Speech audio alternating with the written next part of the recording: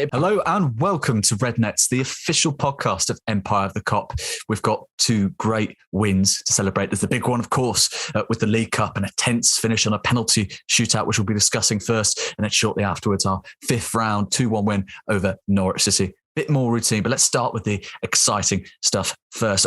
I've got a few guests here to welcome you all. We've got Mick Moran of the Kopites, very own Peter Kenny-Jones, and a new special guest, Daz O'Connor of the Liverpool Connection podcast.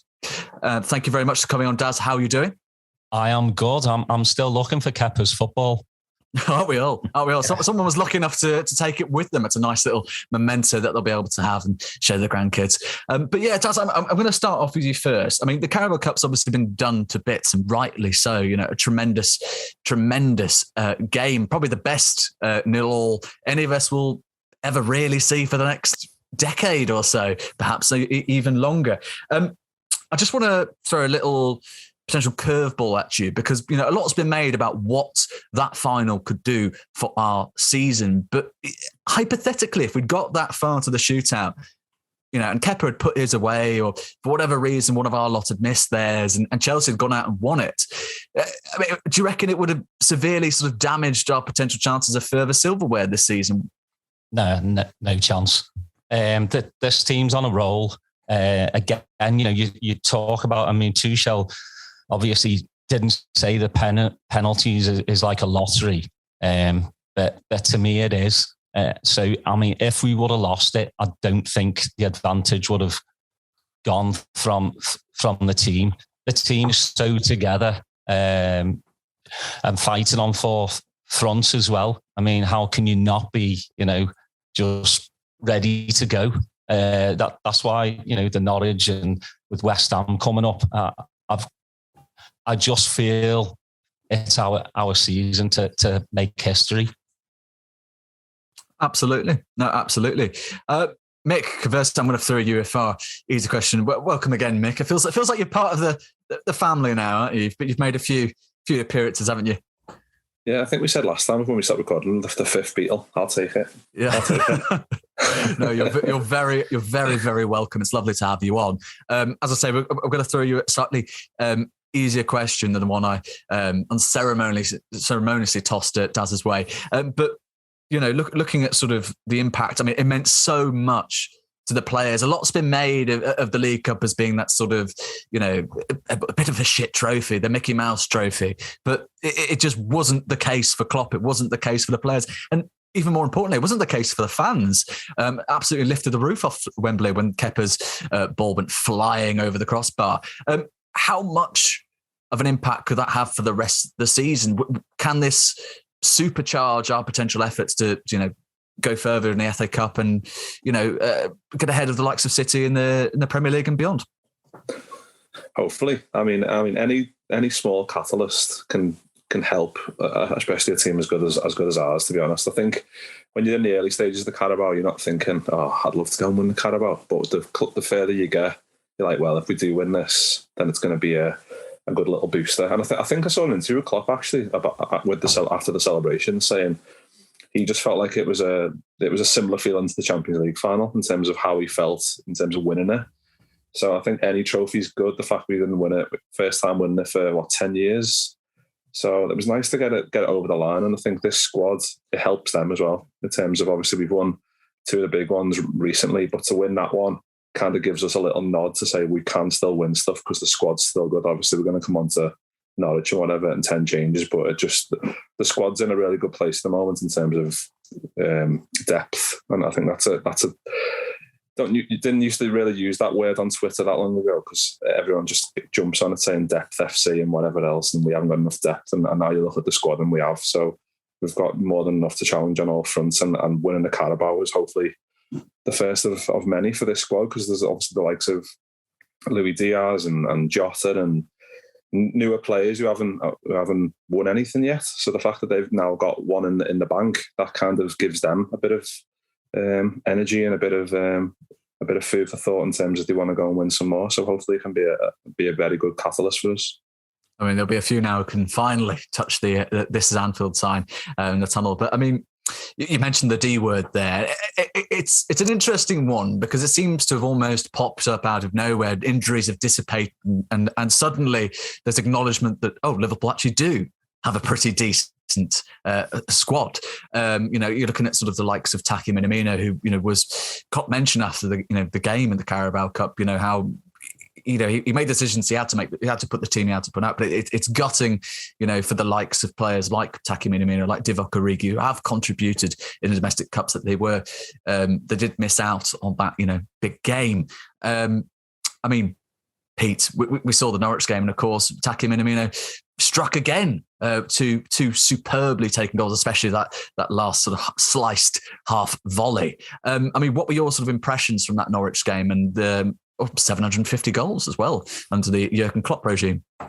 It did feel maybe a little bit like a hangover from the final. Obviously, we won 2-1, but I think we did definitely deserve to. But I do think it was a bit flat maybe, and a few players looking like you might have thought that they'd have been upset they didn't start the final. But I think if you look at the way that like Curtis Jones, I thought was really good, and the way that he wasn't in the squad and he's gone and put himself back in the limelight, and he does every time. He never shies away from it. He never looks like he just wants to play an easy pass. He's desperate to impress and get in the team. And when you've got people like him and Minamino and Tsimikas, they're all so determined to get in. The attitude they've all got is great. Obviously, it's all thanks to Klopp for what he's done. But they're all competing for places. But it doesn't look like they hate the person in front of them. It just looks like they're desperate to be the person in front of them, which I think is testament to what Klopp's doing. And it's great that they've got the cups to do it, because I think years come by, you might think, I'm in the cup team.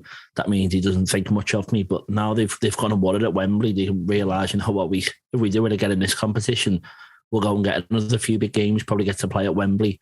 And that semi-final against Arsenal in the League Cup, I don't think anyone expected it to be as exciting as it was maybe. And when we scored those 2 goals, I don't think there were many people at, like what Mick said, Klopp celebrating like a Champions League game. Scored like Jota's goals against Arsenal away. I don't think we've celebrated many goals more this season. So I think if you win a cup, it's massive, and it's the easiest way to win them is the FA Cup and the League Cup. Obviously, if we keep coming 10th and we're winning the cup, you wouldn't be too happy. But we've got the squad now to deal with fighting on all 4 fronts, and fingers crossed we can win as many of the 4 as possible, which is what everyone's saying. But why not do it? And when you've got people like Minamino and Tsimikas and all the rest who played yesterday, who are good enough to go and win a cup, then let's do it. Let's have our second string go and win another trophy for us. No, absolutely. Well said. I mean, you mentioned another name there, Kostas Tsimikas, and we could talk for days about him. But the quality that lad has, as a backup to Andy Robertson, is pretty tremendous. All being said, I really want to focus on Minamino, obviously, as the goal scorer, Daz. But if you look at his numbers, I know Mick and I, we discussed this on the Kopite earlier. But if you look at sort of his numbers, Daz, 10 goal contributions in 22 games after that 2-1 victory over Norwich. Admittedly, 7 goals come in the cups. But if you're looking, at a player like Minamino, who is ultimately a squad player, he's not really going to get into that starting lineup for your Premier League and your Champions League games beyond the likes of Diaz, Salah, Mane, Jota, Firmino. That's a pretty impressive goal rate. I think it's a goal. I think on his minutes played this season, it's a goal every under about 85 minutes. I think that's pretty impressive, isn't it? Well, he's scored 7 goals in 8 starts, and I was reading one of his stats. He scored with every shot on target in the domestic cups. That's mad. And he gets so much praise from the rest of the team. He's a shy lad.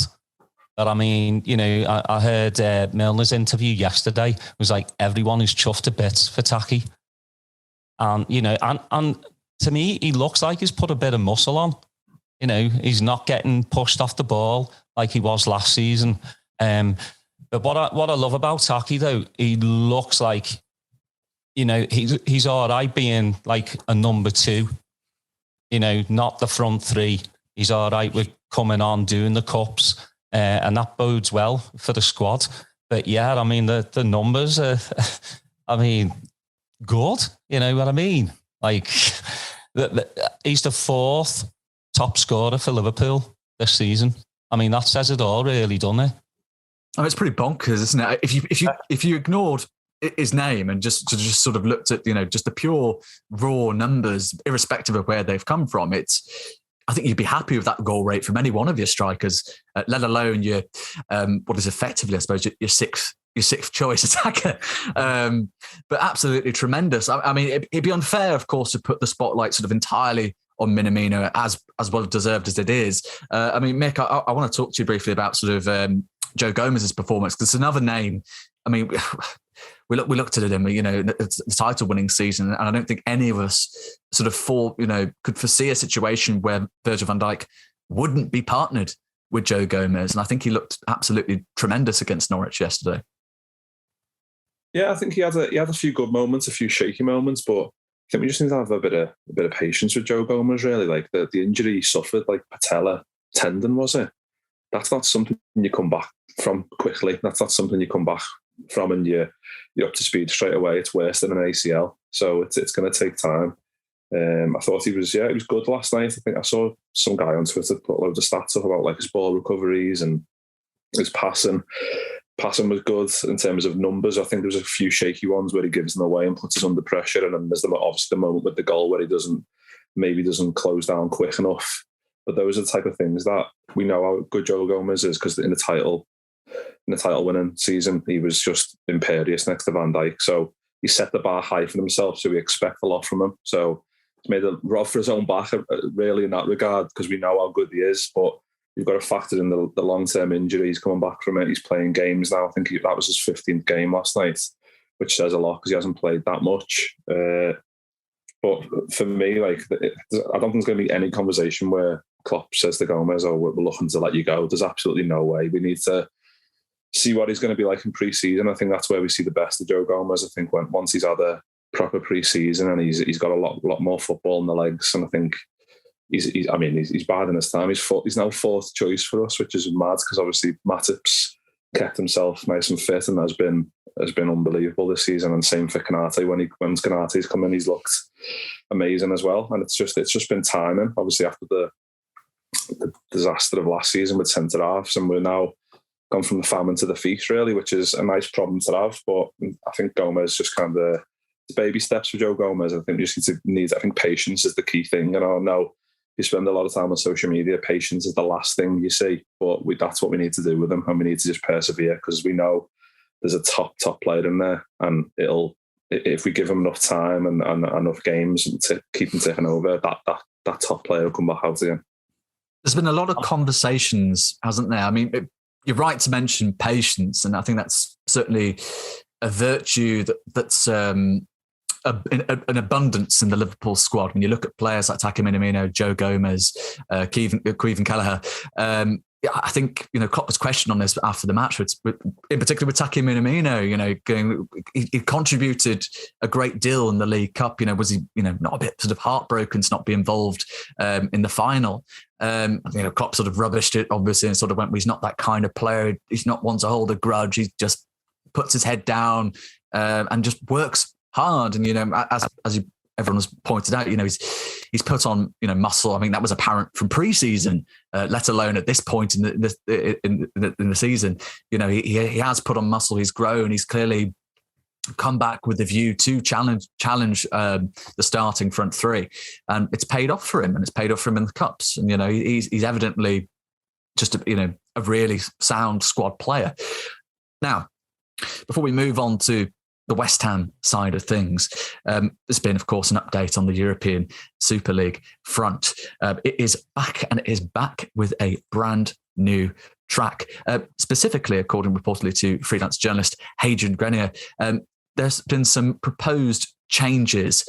Now, they've abandoned the breakaway league format, it seems, and gone for more of effectively what seems to be a clear alternative to UEFA's format. So no permanent members, that's gone. And teams will qualify according to the results they attain in their respective domestic leagues. There'll be 20 members in presumably the Champions League alternate league, with all leagues having a chance to win the place through the qualifying phase, and then having a second league of 20 members, apparently a reduced number of matches, but we'll need to confirm that down the line. Pete, what are your initial thoughts on those conditions? Well, you feel like you can't say anything really about them because obviously the whole world hated them, and rightly so, for what they were trying to do. But at the same time, UEFA aren't angels, are they? We all know they're not, and you know what it's like when you play in the Champions League and the little consideration you get, final allocation tickets and just anything like that. So I think the idea of something new isn't a terrible idea. But I just think it's never going to work because it's in this format and from these people. You can't just suddenly go, okay, yeah, this plan that we had that everyone hated. Oh yeah, we knew that was bad all along. There's a new one.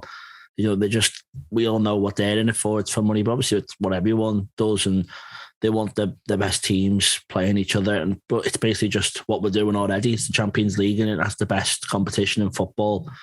And I think it's hard to say that we're going to bring something else in that'll beat that, because it's not just going to, everyone's not just going to drop out the Champions League at the drop of a hat. It's going to take a while for it to happen, and UEFA are going to fight it. And I just don't see anything working, especially when it's from the same people and in the same name as it all went wrong last year. So I think I'm not against UEFA losing some power and FIFA and whatever, but I just don't think the people who should be taking it are the ones who tried to fleece the supporters and ruin the competition of football not so long ago. So I think, it's maybe a bad idea not a bad idea from bad people. So I don't think it's going to happen really. But yeah, we'll probably watch this space and wait for the money to talk.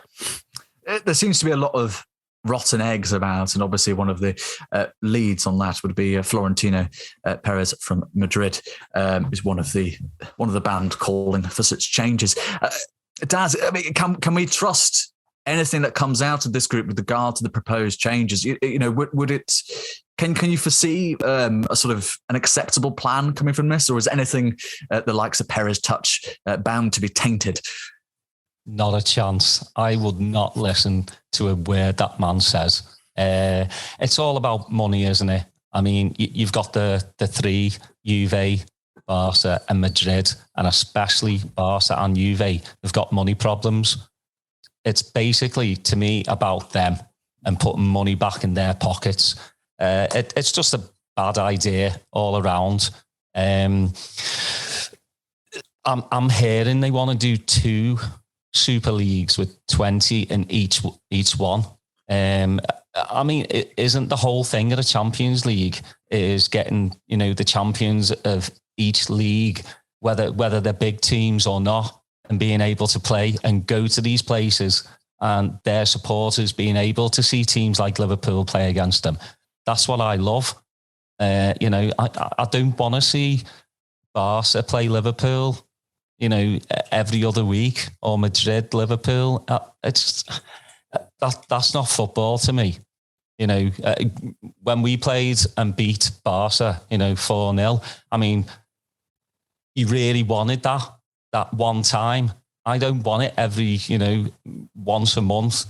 It just takes the heart and soul out of football, and it's all about the money, and that's sad.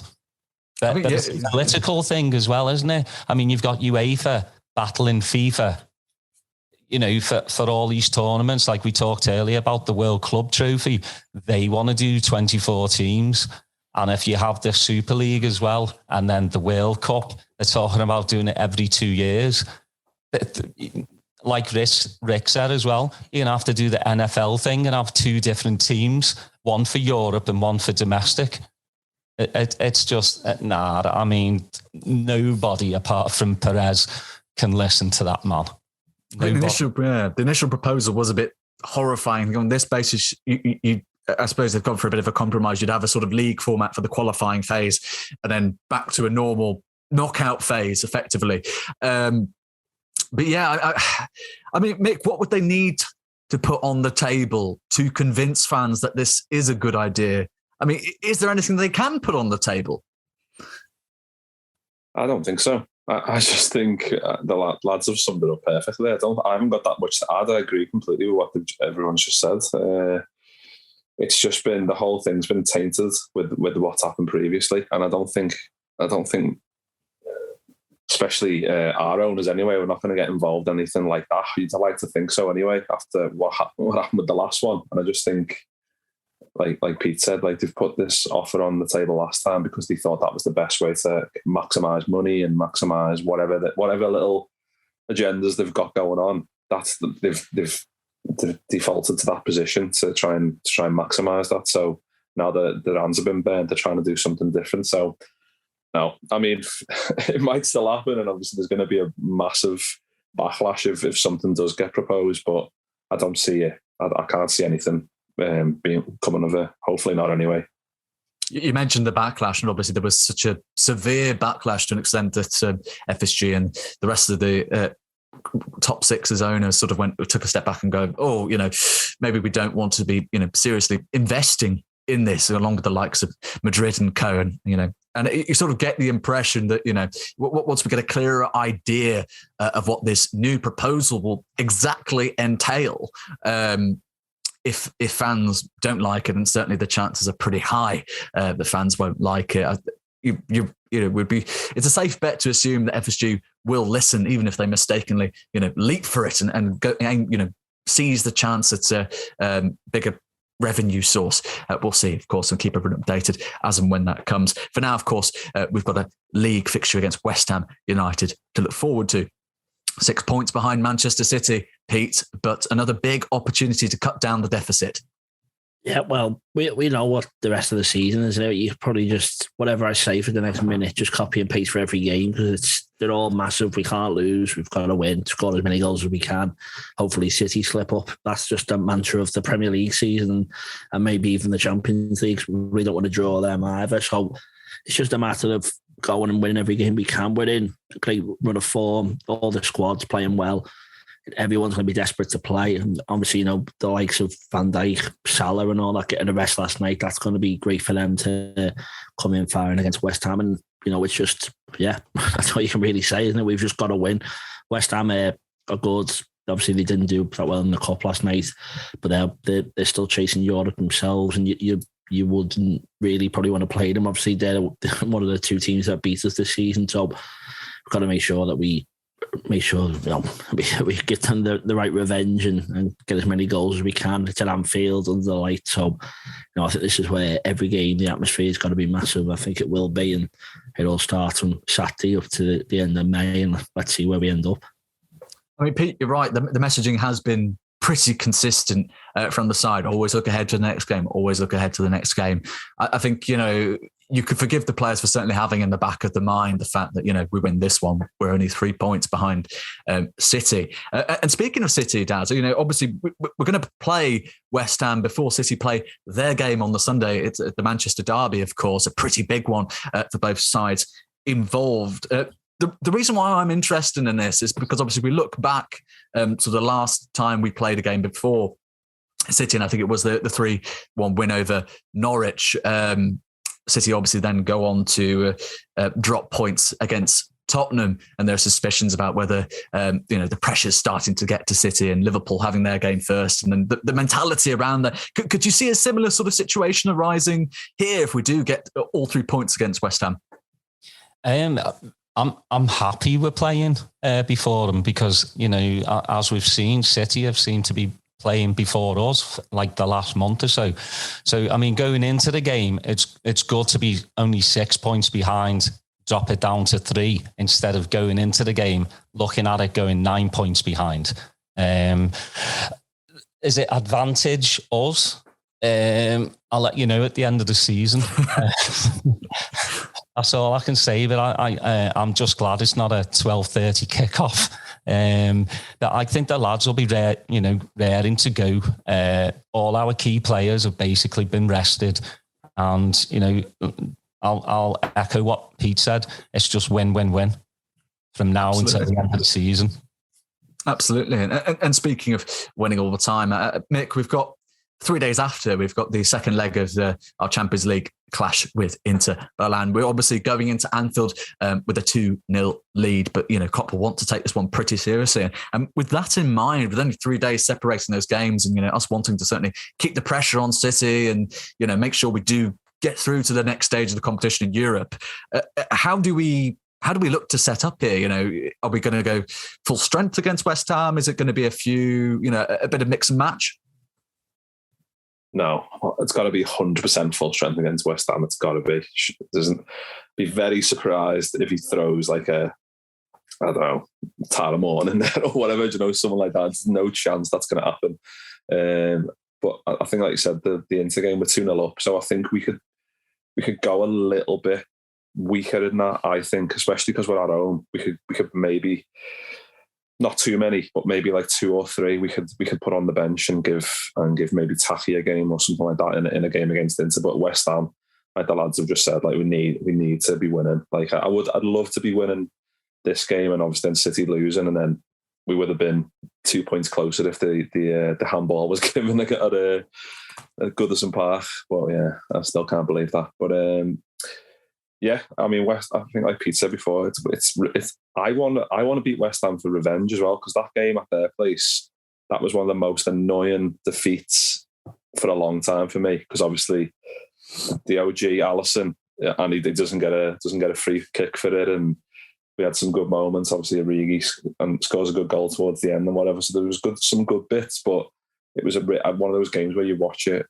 back and you're like, that is just so frustrating. And I've been waiting for this game to come back around. And the fact that we're in the position that we're in, we need to win.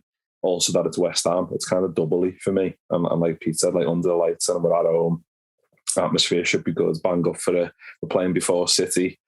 And like you said, Farrell, if we win and then we're only 3 behind, City might get a little bit nervous going into that derby. And we saw them got beat by Spurs. No one expected that. And hopefully something can happen again. But yeah, it's as strong as we can.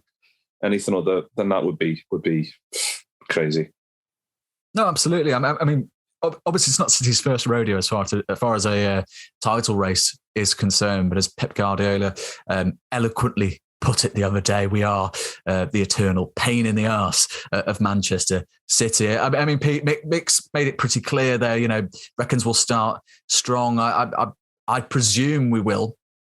What sort of team can you see Klopp putting out? Yeah, well, you know, we've rested, haven't we? I think we've had that chance. You know, everyone pretty much should be ready to play. Obviously, you've got no Bobby.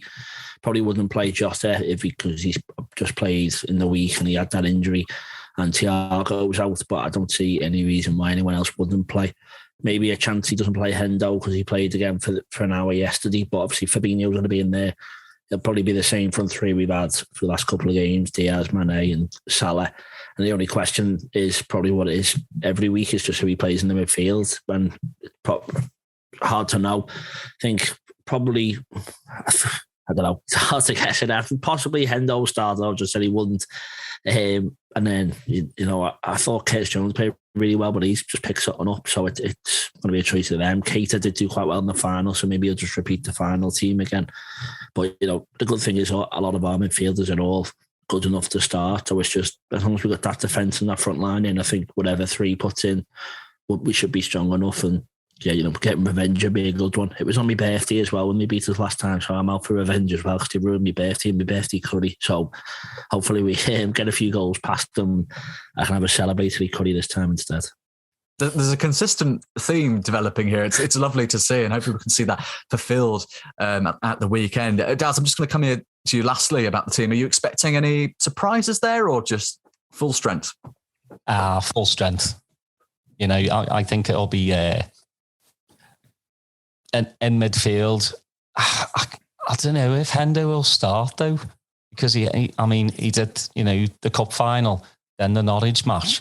So it'll be Keita, Fabinho, maybe Elliott. I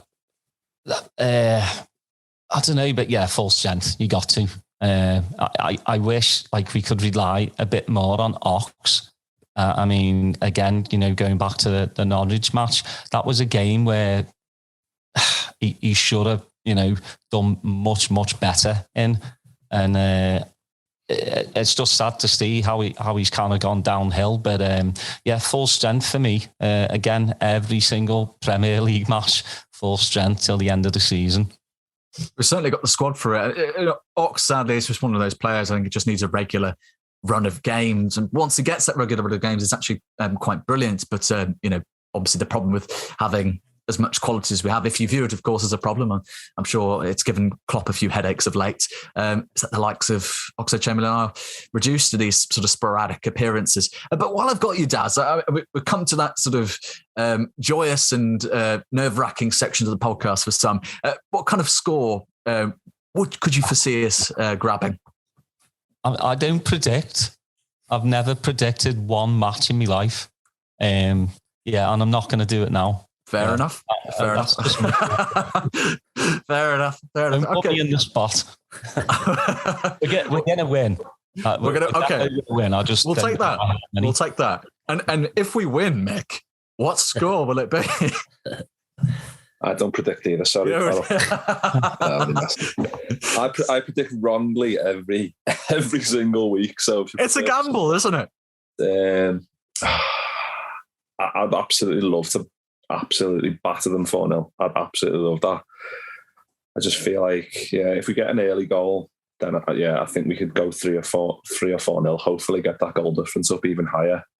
But I'm just a sneaky feeling they might score. So I'm going to go 3-1. Actually, hopefully their one's a consolation, like last minute or something like that. But yeah.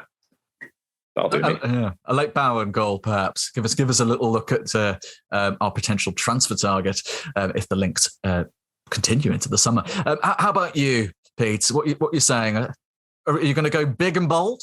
Oh, I just think I might just keep doing it, because I don't really like predicting either. So if I just we'll win 6-0, I'll just say that, and that seems good, done it. Salah will get 3, Diaz will get 2, and then Alisson last minute headed again. Let's have 6-0 sorted. Why not?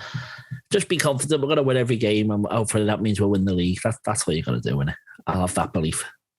We'll take that. Well, I'll tell you what. I'll go cleanly between the pair of you, and I'll go for a 4-1. I think I agree with Mick. I think there's definitely going to be a West Ham goal. I just think with the full strength Liverpool team, you've got over the hangover of the League Cup with that Norwich game. I think we'll be raring to go. And as you've all rightly pointed out, there'll be a revenge theme. The Klopp will be telling the players, "Come on, we've got to make up for this. Let's keep the pressure on City and let's just go for it." But thank you all for coming on today. Daz, I'm just going to start off with you. Anything going on in your life, the podcast, any exciting upcoming projects you'd like to share before we all call it a day? We just had Peter Moran on. He was absolutely boss, and he's actually coming into town. His missus is actually from Austin. That's where I'm based out of. So I'll be seeing him down the pub against Brighton. And we got Jamie Webster's also in town we have a musical festival called South by Southwest. So I'll be having some scram with him. But on the podcast, we got Phil Thompson coming up, Dave Critchley, the chef in Liverpool. Hopefully he's going to save me a table when I'm back home in May. Hopefully. And John Charles, an amazing artist. He's a Scouser, but he's a Blackburn Rovers fan for some reason. And I had a good chat with him. So, those will be the next 3 episodes coming out. So hopefully, everybody enjoys them. Blackburn Rovers fan, you say? It's interesting, that one, but we'll have to... Well, actually, he told me it's because he dated a girl from Blackburn, and to, basically get in with the good graces, he supported Blackburn, and he just kept on supporting. Oh, dear. What a mistake. I'm like, but you don't go out with her anymore. Poor fella. Come for the girls, stay for the football. You've got to respect it. How about you, Mick? Obviously, you've had that absolutely superb interview with Alex Horne the other day. Anything you'd like to tell the fans about? Anything exciting projects? Nothing confirmed. I mean, Daz's sounds good there. Can't wait to have a listen to them. No, I'm working on a few, but nothing confirmed yet. There's a few in the pipeline, hopefully, on famous fans, because we've just done, obviously, like I said, Alex on, that was the 4th episode. So still trying to get the 5th and the 6th and 7th, but still very early days. So I don't want to jinx it by saying, but work on a few footy players as well. I think I mentioned last time, Stig Bjornaby. That would be, if I can get him, that would just be top quality, because he was a beast back in the day. And working on a few others as well. But it's just in early stages. But that's about it, I think. No food with Jamie Webster for me this weekend or anything like that. Just I'm quite jealous of that. Daz seems to have a superb couple of events lined up. We'll be keeping an eye on that, I'm sure. Pete, we rarely give you a shout on this. Obviously, you work with me, but you're working on your second book, I believe, on players cross paths between Liverpool and Everton. Do you want to just tell everyone a bit more about that quickly? Yeah, well, I think I'm at the early stages. There's like 30 odd who playing for both teams, but a lot of them are like early 1800s and stuff. So I'll mention all them and then just try and go from when it got a bit more serious to rivalry, and just look at the players who play for both, trying to chase them all down and stalk them all to find addresses and everything at the moment to get the interviews lined up. But once I got that done, I'll should be a little chapter on each one. I think that should be coming out February next year, and I'm doing an autobiography with Willie Stevenson as well, trying to get that lined up at the moment. Just I thought he was in the 65 FA Cup final team, so trying to get them two written up, and also on the daily grind, Empire of the Kop, as we both are.